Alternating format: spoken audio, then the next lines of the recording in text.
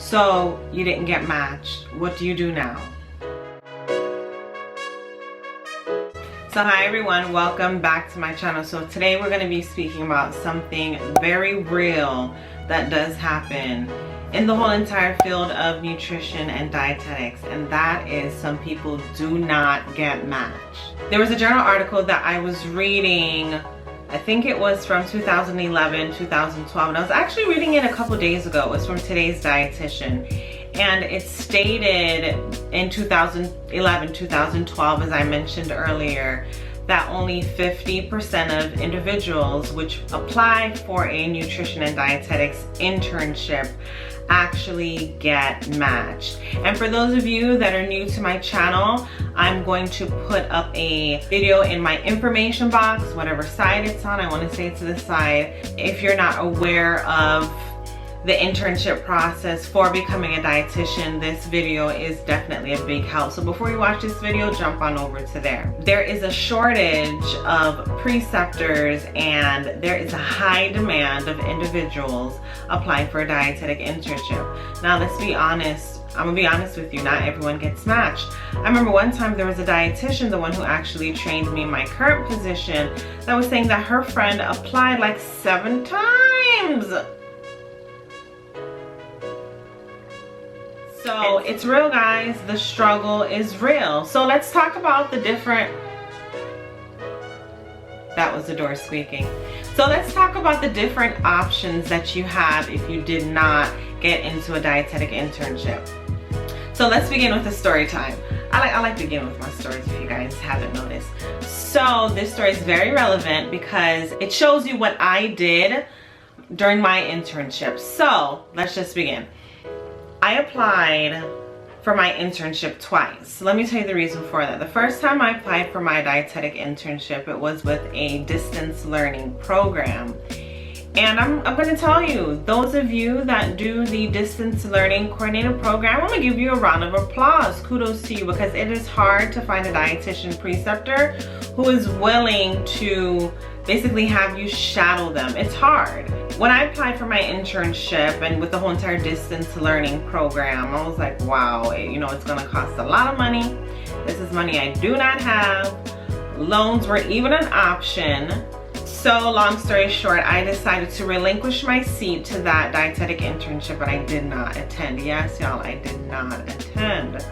So of course, you guys know I am not a typical student. I took some years off of school. Did y'all watch that video that I linked up earlier? It tells you all of it. I took some years off of school. I think it was about 2 years, and I decided to volunteer with an underserved population. Remember that. Remember this. Underserved. I decided to volunteer with an underserved population. It's gonna make sense later on.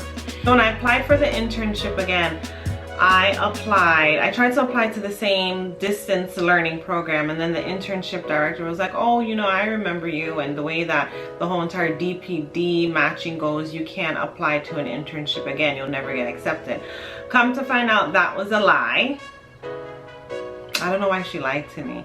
But anyways, I applied and I ended up going to the VA, which my internship director, she was just a doll. I loved her. She was pursuing her PhD. She took the 6 interns underneath her wings. There's a few things I did want to say. When speaking to her, she told me the reason why she chose me as an intern was because she saw that I was working with underserved populations. I was working with a lot of people from Mexico who did not speak English. You know, I had to use a translator. And the whole entire emphasis of the internship was serving the underserved. So she said, you know, when she saw that I had volunteered, that I took 2 years out of my life, it was about 1.5 years, volunteering with the underserved population, that kind of put me over the edge just a little bit. That is just the story. So it's going to lead into the different things that you can do if you do not get into an internship. First thing that you can do is apply for an individualized supervised practice pathway. And to be honest with you, I'm not too sure how this works because I'm just finding out about this. But basically what it is for anyone who holds a verification statement from their institution saying that they have finished all the requirements to apply for an internship and did not get in. So basically what this does is internships that haven't filled any positions, haven't filled all their positions, or have this individualized pathway where you can work with an internship preceptor and fulfill your hours. So don't quote me on this. After match day and you find out that you're not matched, I don't know if it's a few weeks or a few days, you may have to do your research, because as I said, I'm not too familiar with this program. They show you the different internships which still has spots, and of course you're going to have to contact them. But the whole entire schematics of contacting them, you're gonna have to do your research on that, because as I said, this is not an option that I'm too familiar with. The second thing that you can do is those classes that you got a C in, you can retake them. Retake them during that time. I remember I got a C in statistics, and the next semester I took statistics again because I knew I could get an A in statistics. And this definitely does have a bearing on your overall grade point average. So of course, you know, you have two applicants and you guys look exactly the same. You guys are doing the same volunteer experience. You guys have a very, very nice recommendation letter. They're gonna look at the classes. They're gonna look at, you know, disease and nutrition. What did you guys get in that? They're gonna look at metabolism. They're gonna look at your science classes. And GPA does make a difference. So you guys can retake those classes. Also, other classes that you guys can take as well, which would definitely be beneficial for the field, is classes dealing with speech as well as writing. Definitely strengthen those weak points, because in the profession you're doing a lot of speaking. This is ongoing. So take classes that teach you about verbal and nonverbal body language, classes that teach you to get up in front of an audience and speak. This is a very invaluable experience. Something else that I would do, and you can say this is number 3. I'm pretty sure you guys are not going to have a whole year's worth of classes. So something that I will do as well is volunteer. Find a dietitian, find a hospital, find a nursing home, find a dialysis center, find a community center with WIC on a reservation. I'm just going on and on. That will allow you to volunteer. First-hand experience working with a dietitian. Another thing my internship director told me is all my volunteer experience, because I did a lot of presentations on health. She told me that she was impressed that I had people skills. So let's say, hypothetically speaking, number 4, your grades are thebomb.com. You have your volunteer experience. You know, you already have a relationship with a dietitian. The 4th thing I would do is, in whatever hospital, whatever nursing home, I will find a job. I will find a job that deals with nutrition and dietetics, and I would work in that job. Let me tell you why I would work in that job. Being in a dietetic internship is quite expensive.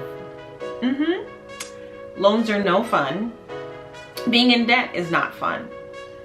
So I would find a job that will allow me to learn, interact with a dietitian, and save money. Do you guys get what I'm saying? Finding a job in the field, not finding a babysitting job, not finding, you know, a job at your favorite clothing store, but finding something that's going to delve me into the world of nutrition and dietetics. Yeah, find a job. The 5th thing that I would do, I would really evaluate the internships that I'm applying for, because each internship is different. Some internships have concentration, some do not have concentration. So if I know that I want to apply to UCLA's internship, UCLA is a very popular school, maybe I'll stick with something a little more unknown, something that is not so popular. I would look at the class sizes. The VA only accepts 6 interns, and I'm pretty sure a lot of people are applying because that is a free internship. I would pick something with a class size a little larger, because maybe statistically speaking, you don't know, maybe your odds will be a little stronger. So I would really reevaluate what internships I apply to. The 6th thing that I will do in this year that you are taking off because you didn't get into the internship, I would really research the schools that I'm applying to or the different internship sites I'm applying to. I would email the internship director, have her know my name.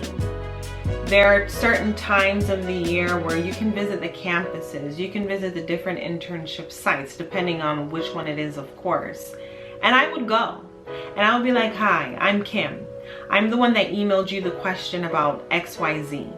So even though the person, the internship director, may not recognize your name, but you'll say, yeah, you know, last year October or last year November, I emailed you this question and this was your response. I would show high interest. I would kind of stalk them just a little bit. The last thing that I would do is I would go ahead and just apply for my master's. You don't want to waste time. You want to stay focused. You want to be in an environment, as I stated earlier, that is a constant learning environment. This is it. I mean, I know that the options, the different things to do if you do not get into an internship are very slim, but the things that I just told you, the 5 or 6 things, I think it was 6 things I told you, these are things to really consider. These are some of those things that I have done and other people have done. So really consider it, especially it's going to be that time where match day is coming up and you don't know what could happen. Have a plan B, have a plan C. I know I had a plan B. I didn't have a plan C, but I had a plan B. So I just wanted to thank you guys for watching this. Any question related to the internship process, it may be answered, as I said, in this video, or you can ask it in the comment section below. I wish you guys the best. Thank you guys for watching. Bye.